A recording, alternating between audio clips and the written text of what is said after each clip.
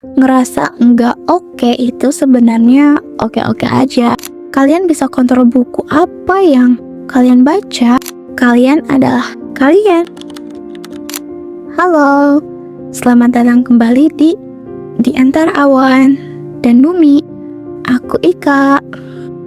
Pernah gak sih kalian ngerasa kalau hidup itu kayak balapan yang gak ada garis finishnya? Kalian lari, napas kalian habis, tapi pas kalian nengok kanan kiri, orang lain kayaknya masih santai, bahkan udah jauh di depan.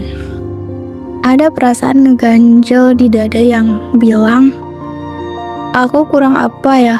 Kok aku gini-gini aja? Satu fenomena yang bikin kesehatan mental kita jebol yaitu social comparison. Otak kita itu didesain buat membandingkan diri untuk bertahan hidup. Zaman dahulu, kita bandingin diri buat tahu siapa yang paling kuat buat cari makan. Tapi permasalahannya, di zaman sekarang itu, yang kita bandingin itu ternyata enggak nyata. Kita kena burnout mental. Kita mencoba mencapai standar yang sebenarnya cuma kurasi. Dampaknya, kita jadi ngerasa asing sama pencapaian kita sendiri. Kita lupa kalau setiap bunga punya musim mekar yang berbeda-beda. Kalian gak bisa maksa bunga melati mekar di musim yang sama kayak bunga matahari. Itu udah kodrat alam dan hidup kalian juga punya kodratnya masing-masing. Lanjut, kenapa sih kita susah banget buat ngerasa cukup? Ada yang namanya hedonic treadmill, yaitu kecenderungan manusia buat balik ke tingkat kebahagiaan yang stabil, terlepas dari peristiwa positif atau negatif yang terjadi. Otak kita butuh yang namanya downtime. Pas kalian lagi bengong atau cuma duduk ngeliatin hujan tanpa main HP, otak kalian sebenarnya lagi masuk ke default mode network. Di fase ini, kreativitas muncul. Di fase ini juga luka-luka emosional mulai pulih. Bijak itu bukan berarti kalian harus tahu segalanya, harus tahu semuanya. Bijak itu berarti kalian tahu kapan harus menekan pedal gas dan kapan harus narik rem tangan. Dan jujur, ngerasa nggak oke itu sebenarnya oke-oke aja.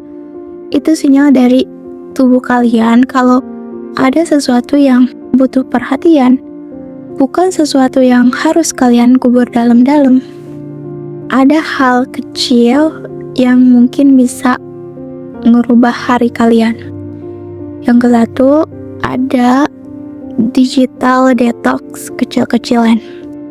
Coba kalian sejam pertama setelah bangun tidur, jangan pegang HP. Jangan biarin dunia luar mendikte perasaan kalian sebelum kalian menyapa diri kalian sendiri. Luangkan waktu untuk dirimu sendiri sebentar saja. Yang kedua, afirmasi yang masuk akal. Jangan paksa bilang, gue bahagia kalau kalian lagi sedih. Coba ganti dengan, gue lagi ngerasa berat sekarang dan itu manusiawi. Gue bakal kasih waktu buat diri gue buat tenang.